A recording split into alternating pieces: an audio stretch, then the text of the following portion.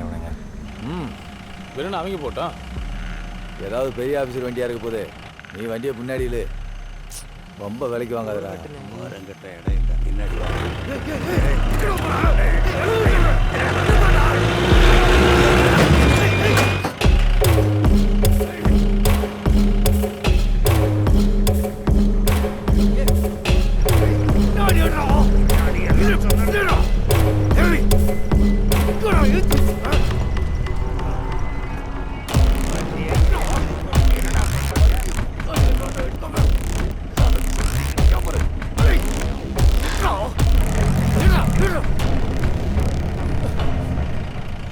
வண்டியை பின்னாடி என் கை வலிக்குது.